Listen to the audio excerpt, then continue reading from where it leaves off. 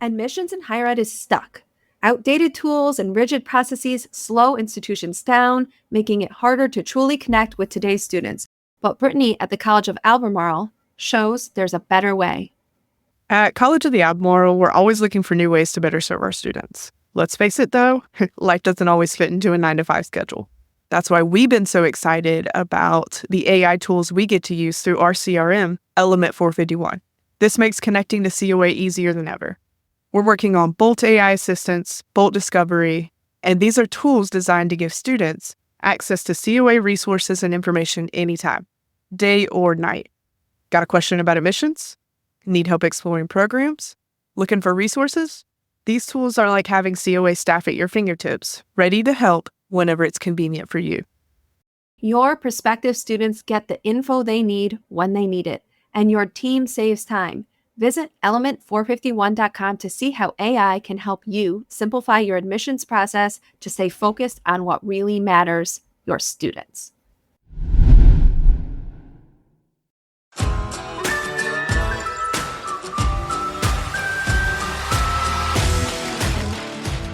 Welcome to The Application, a podcast focused on actionable takeaways to help you level up your marketing and enrollment management game. I'm your host, Dr. Allison Turcio, Assistant Vice President of Enrollment and Marketing at Siena College. Join me every Tuesday for discussions with some of the best minds in higher ed marketing and enrollment management. The Application is part of the Enrollify Network, a robust collection of podcasts designed to help higher ed professionals like you grow. Explore our other shows at enrollify.org or check out some of my personal faves linked in the show notes below. Enrollify is made possible by Element 451, the leading AI-powered all-in-one student engagement platform, helping institutions create meaningful, personalized, and engaging interactions with students. Learn more at element451.com.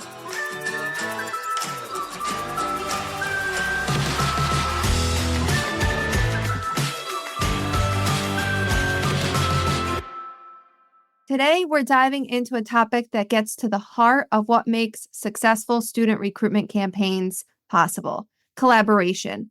How can enrollment marketers work more effectively with faculty, staff, and leadership to strengthen their campaigns? Our guest today is Greg Summers, a historian turned higher ed strategist who spent more than 2 decades as a faculty member and administrator, including 10 years as a provost. Now a senior advisor at BVK, Greg helps institutions connect brand expression to brand experience in transformative ways. Welcome to the show, Greg. Thanks very much, Allison. Thanks for having me. Before we dig into this topic of collaboration, I thought we would do a fun question so that we can all get to know you better. What's one thing you miss about being in the classroom, and what's one thing you don't miss about being in the classroom?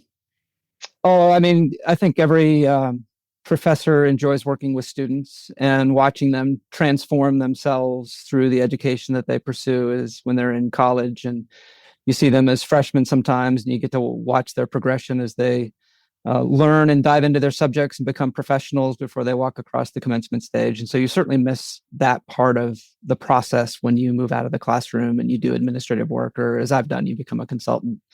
The thing that I don't miss is pretty easy. I don't miss grading very much. Yeah. When you're a historian and you're trying to teach well, you often give a lot of writing assignments. So there are term papers and blue book exams. And if you worked at a regional public university like I did, you have 130, 140 students a semester, and that the grading tends to pile up, and giving them meaningful feedback on those written assignments can be quite a lot of work late at night. So I don't miss that very much.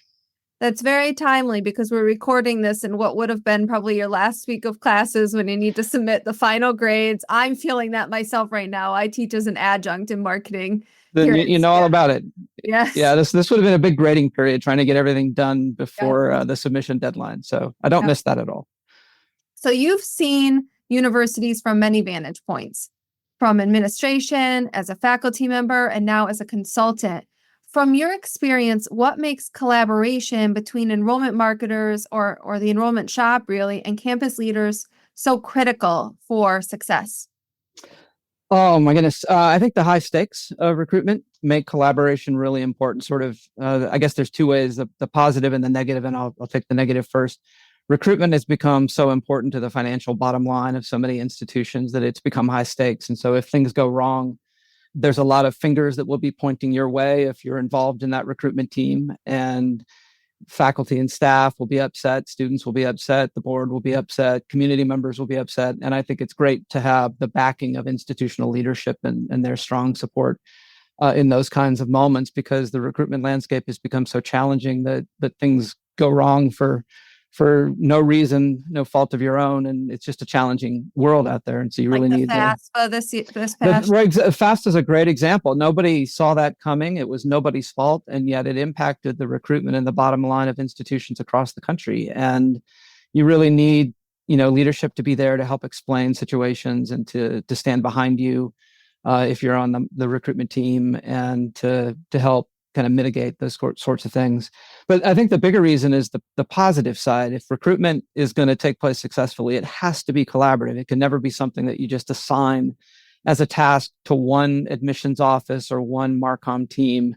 It has to be a campus-wide effort if it's going to go well. You have to have faculty and staff involved and participating directly, talking to the folks that they talk with, but also getting involved in recruitment visits and weekend campus visits and orientation days and everything of that sort, helping you to learn about their programs and make sure that you're messaging appropriately, and helping you to kind of understand the landscape of the programs they're trying to have you market so that you can do a better job at that. It has to be a collaborative effort. And that means you need the support of the institution's president, you need the provost, you need the deans, you need the student affairs folks to really be on board and part of a team, working in a strategic, coordinated way to carry out that task. And that's the only way it really goes well in my experience. So it is a collaborative effort by its very nature. I think one of the things that can make that collaboration hard is the different perspectives we're coming from. And at my institution, we're so lucky because we totally have the leadership support and the buy-in from our faculty administrators. We just did an accepted student day, and we couldn't pull off what we do on the enrollment and marketing side without them. They are just phenomenal, and everyone's always willing to help. But not everybody has that at their institution, right? Not everybody is so lucky. So what can we do to get that support? And what do we need to understand about the different perspectives on enrollment that the other stakeholders might be bringing to the table?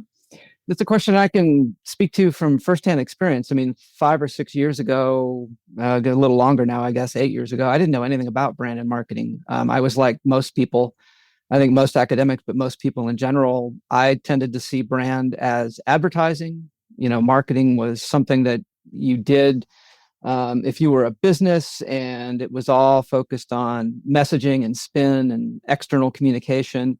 And I think a lot of people tend to misunderstand brand and marketing in that way. We have kind of a superficial understanding. And as I've come to understand over the years, as I got more involved in this, brand is really about the substantive experiences that you are giving to your stakeholders, your students in this case, primarily, or your alums or community partners. That experience does more to position a university than any marketing campaign ever will. And so you need to get that right before you do any kind of communicating. And the act of communicating and providing those differentiating, unique, meaningful brand experiences, your stakeholder experiences, it's joined at the hip. They have to be part and parcel of the same sort of strategic effort. And I don't think many people at universities understand that, in part because universities have been very late to the brand and marketing game. 20 years ago, most universities didn't have to do a lot of marketing. They could open the doors, at every fall, and they would expect the right number of students to march in and need those college degrees. And I think the rise in competition, the changing demographics of our student population, just the increasing pressure has made branded marketing something that universities now take seriously, but they're starting from a place of very little experience, not a lot of institutional capacity. And I think there's a lot of legwork that has to be done in order to get people to a place where a marketing campaign can be successful, because people sort of understand their roles within that campaign and understand how brand works and what each part of the campus has to do to make an initiative successful. And I think that's a tough place to get to. but if it can be done well, it just takes time and it takes some capacity building at the institution. I often say that a student telling their network, their family, their friends about their experience at an institution or our institution is worth more than any ad campaign that I could ever run. So we are absolutely true. Yep. there. Yep. So there's a challenge in having an understanding of what marketing is, right? And what does that do? There's also this understanding that needs to happen of what marketing can and can't do, right? When it comes to things like rankings, enrollment, fundraising, how do we bridge that gap? Have you seen any strategies work for broadening people's perspectives on marketing and what marketing can do? So I think there's no short answer to that question. That's a long answer, and there's no shortcut to getting your campus to a better spot, in that conversation. I think I'll just try to pick off pieces of it. One of the things I think that's important is to marshal as much data as you can. I think one of the things academics can be guilty of is overestimating the market appeal of their programs or their campus. They often overestimate the differentiating aspects of their university, for example. And so the assumption is that it should be easy to sell my major to prospective students because, of course, it's so valuable and it has this tremendous impact. And they see that every day. So that's something that they sort of assume, not recognizing just how competitive, the market environment is, how many other great programs are out there, how many other strong universities are competing for a student population that might well be shrinking. And so I think trying to marshal as much data as you can, you mentioned rankings. That's another great topic. A lot of universities wind up chasing rankings, I think, for reasons that are questionable, thinking that it'll have some impact on student enrollment. Do you have any data that actually demonstrates that your students, when they make that, enrollment decision, have actually looked at your rankings, whether it's US News or it's some other instrument? Most institutions probably don't have that kind of data. So I think the more data you can marshal to really get an accurate picture of who you are as an institution, what your market position is, and therefore, by extension, what you can aspire to, what's realistic. I think getting all that data that you can so you can be realistic and you can set your expectations appropriately, that's a good first step in kind of broadening people's perspectives and giving them an understanding of what's possible in the world of marketing so that they don't look to a Marcom office or an admissions office with expectations that are too high. Yeah, and I think on the marketing side, we have to see that that's part of our responsibilities is the education on campus. It's not just what we're doing with the external audiences, but what we're doing internally. It's really important. But I love what you said about at a program level, they might be overestimating the ease of selling the individual program. But the good news is that's pride, right?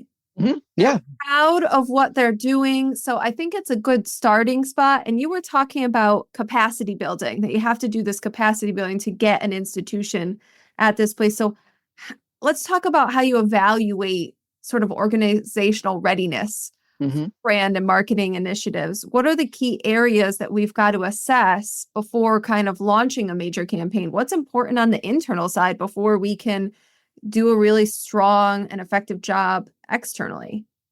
There's not a short answer to that. We use a process at BVK called brand integration. And what we mean by that is aligning a campus internally before you ever think about an external marketing campaign. And so we think about it in three areas. We think about communication alignment, aligning your people, and then aligning your strategy. And each one of those is sort of a deeper level of integration with a brand than the last. And communication, I guess, is the most straightforward.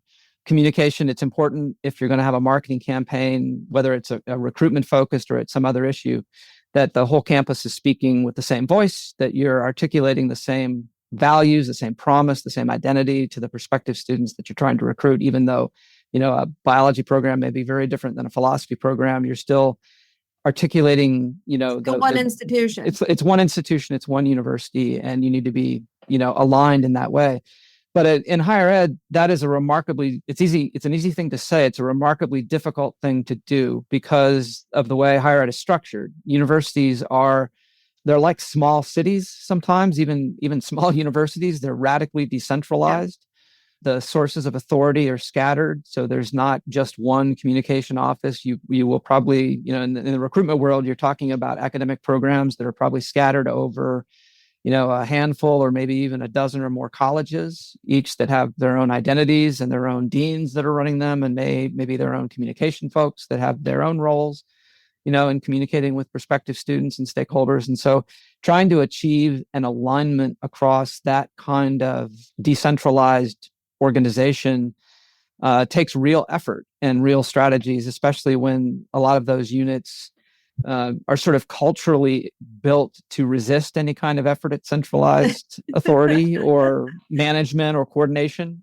That's also true of higher ed. There's a real streak of independence in higher ed that I think marketing folks often struggle with. And so just that communication effort takes a lot of creative approaches. There's not a cookie cutter way to achieve that. But one of the strategies that we often use is we'll encourage marketing folks who might work in a central office or admissions office to spend a couple hours every semester sitting down with folks from the colleges and mapping out, do just kind of a communication exercise where you map out the unit's value statement, its positioning statement, and how does that align with the institutions? And then what are the unique audiences that the college, in this case, might want to communicate with? There might be prospective students, there are current students, there are alums, there are local business partners, potential donors. Each one of those audiences, you might have a different objective in communicating with them. And that might require a different messaging strategy or a different message itself.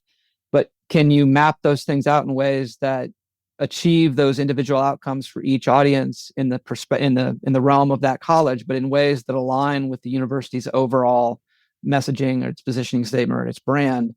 If you take the time to do that sort of work early on, annually or at the beginning of the semester, you can usually arm your colleges with talking points or templates for the work that they have to do in ways that don't step on the university's brand, that actually reinforce it, that speak from that same script. But you're helping them to do the work that they want to do themselves, and you're kind of building capacity across the institution. So it's not just a central office that's doing that work, but you've now empowered teams across the college to assist in that work. Because more than likely, this is higher ed, right? So the marketing office at the central organization is probably understaffed and under-resourced, doesn't have enough money to do all that work themselves anyway. So you really need partners across the campus to do this well. So it's a simple strategy. You can do that, in a spreadsheet. You can do that with just a couple of hours, but it's often something that institutions don't take the time to do, and they wind up playing catch up or trying to put Band-Aids on things if they're not proactive in that way. Think you know ChatGPT? Think again. Unlock advanced features like projects and Canvas at the AI Engage Summit's ChatGPT Secrets session on February 26th. You'll be able to implement what you learn immediately. This free virtual event is a must-attend. Register now at enrollify.org/engage. Oh, I like what you're saying, because I think higher ed is relationships. And you're really saying build relationships, provide value, and then you're going to be able to leverage this approach that's across your entire institution. So all the people who are doing marketing and communications. And the funny thing is that there's a lot of people on university campuses that are doing this sort of work, and it's not even in their job title, right? Absolutely. There's someone at a department level who's running a social media account. There's someone who's putting out a newsletter. There's all these different things that are happening, but they all affect the marketing in the end. They all affect the brand. They all affect the ability of the institution to meet its enrollment goals. So this idea of this mindset, really, of being proactive with your institution in this sense is really important. Totally. And that kind of gets into the other areas of integration, because you alluded, there's the left hand often doesn't know what the right hand is doing. And that's true, not just in communication, but it's true just in the unit goals. One of the things that you uncover, the more you have those kinds of relationship building conversations, you'll uncover all sorts of things. You may have people that don't fully understand what's happening over in another part of the campus that might benefit them or help their students, right? They could partner with them and get something done much easier because they've just learned about it. That's the people side of getting aligned. It's hard to implement a marketing campaign if people don't know their roles, if they're not resourced appropriately to do their job successfully. And you can kind of unearth and uncover some of those things if you have those conversations across campus. In the act of building those partnerships, you can kind of tease out some of the things that need to be dealt with first before you ever launch a marketing campaign. It's funny because in the beginning of the podcast, you said something about a lot of people think marketing is advertising, right? And that's what it is. And as marketers, we need to think beyond that too. If you're really thinking about paid media, owned media, earned media, then that opens up your mind because you don't have control over all of those things. Right. There's owned media that's happening across a university that's not just in the centralized shop. There's earned media, and that's what you were talking about, the student experience, the alumni engagement, and all of that. So I think we have to challenge ourselves too to think more broadly about the role of marketing. And there's got to be leadership buy-in, right? To me, what you're describing sounds like it really needs that. But on the other side of it, leadership can change. So how do we get leadership buy-in, but also, I guess, in a system way so that it's built in and it's not relying on who's the president or who's the provost at the moment, right? That's the gold standard. That's the gold standard. Yeah. We always tell people that a brand should be connected and flow from your mission, and your mission shouldn't change when one leader walks out the door and a new one comes in. You never know what's going to walk in the door when you get a new president or a new dean of your college. They can take things in different directions. But if the institution has spent the appropriate time and they've built these sorts of things, these conversations into the DNA of the organization, it should be pretty rock solid if it's done well. Your brand should be articulating who you are, not so much what you do, but why you do it. And that shouldn't change from one leader to another. One of the strategies that we often suggest that sounds very simple but can be very powerful is to simply frame brand as a promise. This is, I think, especially helpful when working with academics. One of the things that's true about academics, whether they're teaching in the classroom or they're advising students or supporting them in some way, they tend to be very passionate about student success. And you can lean into that in the work that you do as a marketing team by just simply framing brand as a promise. The work that you're doing in marketing the institution is extending a promise to those students. And it really becomes clear immediately that the role of the faculty member or the advisor or the counselor or the residential living director or what have you is to be prepared to deliver on that promise. And you kind of put the onus on those folks to say, look, we need to form a partnership as a marketing team and as a group of academics to make sure that we're selling the institution, if we want to use those words, or we're talking about the institution in ways that are honest, that are accurate. But your role is to then deliver on that promise. And the more you can engage in those kinds of conversations, that frame them in that way, the more that you'll find that academics will take the initiative themselves. And if they see something that they're not doing in the classroom that is, say, leaving a gap between the promise and the reality, they'll step in to fix that because their student success hinges on that. And that's what they're most passionate about. And when you can get to that kind of framing, you can really kind of create a strong foundation for the sorts of partnerships on a college campus that can yield good results.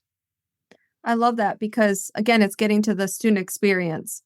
And we're all here for the students, right? If we're not here, I don't know what you're doing in higher ed if you're not here for the students. That I'm sure there's a few of them, but it doesn't make any sense to me that you're in higher ed and not. That's exactly right. Yep. It drives home to the student experience because I love that because they don't have to perfectly know how to talk about the institution and cover all the brand chapters and the pillars or whatever it is at our institution, right? They don't have to do that. They just have to do it, right? Yep. They just have to enact what we're trying to say. They don't have to be able to be the ones who say it perfectly. That's exactly right. And I think that also helps to kind of protect somebody in a marketing role from the kind of eye rolling that they might be greeted with from academics who are a little suspicious of marketing. A lot of faculty members don't like to think of universities as businesses, and they resist the idea that students are customers. And so the whole language of marketing and brand and advertising, it smacks of business jargon. It smacks of sales. It smacks of something that should be beneath, higher education. But again, if you can bring the focus back to, as you say, the student experience, that what this is really about is making sure that we're accurately describing what students can expect when they enroll in the institution, and you are delivering that experience in the classroom or in the research labs or what have you. That's really when a university is powerful, right? That's what's authentic. That's what's really truly differentiating. And it helps, I think, academics who might enter that conversation a little skeptical. It helps them to see the value of the work that you're doing as marketers, because it flows from the work that they're doing in trying to educate students. And I think that's where that partnership can become really powerful and really transformational for a university. Speaking of what they're doing, I think it was on LinkedIn that we connected on this about the idea of telling our story better. You know, I'm doing great work. The students are doing great work. There's these fabulous things happening. We just need to tell it better. So how do we deal with that mindset here? You know, what does it mean when someone's coming to us and saying, oh, we just need to tell our story better? And what do we do with that? I think, unfortunately, sometimes that perspective comes from a desire to avoid some of the hard problems that exist in higher education. I think a lot of times leaders in higher ed will turn to their marketing team and say, can't you just tell the story better, as a way of sort of avoiding some of the real but difficult changes that might need to be made inside the university to better serve students, right? If you need to make a change in your program to meet market conditions, if your accreditor is upset at something and you need to make a substantive, revision to something, those things are very hard in higher education. They take time, they take a lot of work in shared governance, they're lengthy processes, and sometimes they're difficult to achieve. It's a lot easier to turn to a marketer and say, can't you just tell the story better? But right, that's sort of a superficial understanding of what marketing can do. And I think it also speaks to that data question that we discussed earlier, that there's often a misunderstanding of just how difficult it can be to change a market dynamic or to deal with competitive pressures with marketing alone. Marketing alone has utility, it has value, but there's a limit to what you can achieve in a marketplace with just telling a better story. So I think there's a lot of kind of short-sightedness that leads to that kind of conversation in higher ed. It usually is indicative of you're looking away from a difficult problem over here, hoping to find an easy solution over there. And it's not a panacea in that way. You really need to use those discussions to really dig in again to the DNA of the institution and to the service you're really providing to students and communities, and ask yourself hard questions about whether there need to be improvements there that will yield better stories, right? Yeah. I mean, we're talking about changing perception, right? And look at us in America right now. It's not easy to change our perceptions on something. I mean, you look at politically, socially, right? Like we get pretty strong opinions on something. And then when I think about higher ed, even a Harvard, even Northeastern University, you think it would be hard even for those institutions with huge resources to change perception, to change what people think about that institution, right? Because it's so ingrained. Well, and it's so fragmented, right? One of the problems, one of the challenges marketers have now that people need to understand is just how fragmented the media landscape has become. It's not a question of putting up a billboard on the local neighborhood street or getting in front of the right Facebook audience. There's so many different little siloed media environments now that it is truly a challenge that even marketers themselves are grappling with in the bifurcated social media age that we live in. It's not easy to reach the right people at the right time with the right information. That's become a truly difficult, thorny problem for America, as you say, for the world. And when you boil it down, we're all marketing the same thing, right? At its core. So that makes it really hard. All right, I have one last question, Greg. If you could give one piece of advice, I want you to put yourself in the shoes of someone who's working in enrollment marketing right now. They're just starting out. What can they do to improve campus collaboration? What's a step that you would advise them to take? I'd maybe say a two-part thing. I think universities are sort of quirky organizations that are difficult to explain to people who have not worked for years inside the academic bubble of higher education. And so particularly for marketers who are coming maybe from, some other industry, and are coming into a university, I think it's really important to make friends with some academics, get to know some faculty members, get to know a dean, maybe a department chair. They can be the most valuable people on campus to know. Somebody who can almost act as a translator to help you understand the academic culture of a college or university, because it does take translation. It's not an easy thing to, you don't walk in the door understanding how shared governance works or how faculty members think or the kind of quirky aspects of academic culture that will impact your work in very important ways. So I think that's pretty important to kind of familiarize yourself with how academics function. The other, I guess, more tangible piece of advice I would give is develop a strategic plan, because that can be useful not only in managing your own work, but it's an educational tool. I think marketing folks have to be both good students and good teachers. They have to learn about the academic culture in which they're working, but they also have to be prepared and equipped to do a lot of teaching about what marketing is, how to utilize a brand, what's realistic, what's not, how costly it can be. I think a lot of people underestimate the cost of marketing campaigns. Yes. And so a strategic plan that you have, sat down and designed, hopefully with a chief financial officer, that has real costs and ROI and, metrics and expectations that are realistic and grounded in costs and hard numbers and hard data. That can be a really important teaching tool for conversations that you might have off the cuff with an academic dean, for example, who may not come with a lot of expertise in marketing, but they will understand, the world of strategic planning, and you can use that as a teaching tool to help educate them about how you can help them and perhaps how you can't. In a way, the marketers need to become academics. They do, yeah, in a very real way. They need to become good students and good teachers. That's a good way of thinking about it. Well, Greg, thank you so much. This has been really insightful, and thank you for sharing your wisdom with us. Well, thank you again for having me. It's been a pleasure. Where can our listeners find you if they'd like to connect and hear from you more?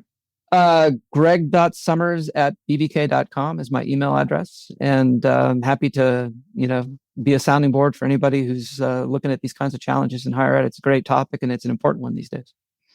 Thank you. And to our listeners, we hope you've gained some actionable ideas for engaging campus leadership and the faculty on your campus and positioning your office for success. Don't forget to subscribe to the application for more conversations like this, where we dive deep into strategies for tackling higher ed's toughest challenges. Thanks for tuning in, and we'll see you next time.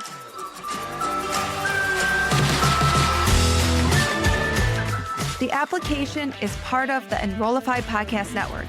If you like this podcast, chances are you'll like other Enrollify shows too.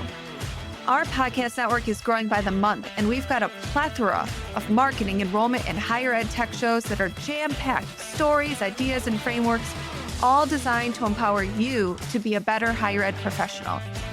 Our shows help higher ed marketers and admissions professionals find their next big idea, and they feature a selection of the industry's best as your hosts. Learn from Jamie Hunt, Seth Odell, Day Kibbles, Jeremy Tiers, and so many other of your favorite higher ed leaders. Enrollify is made possible by Element 451, the leading AI-powered all-in-one student engagement platform, helping institutions create meaningful, personalized, and engaging interactions with students. Learn more at element451.com.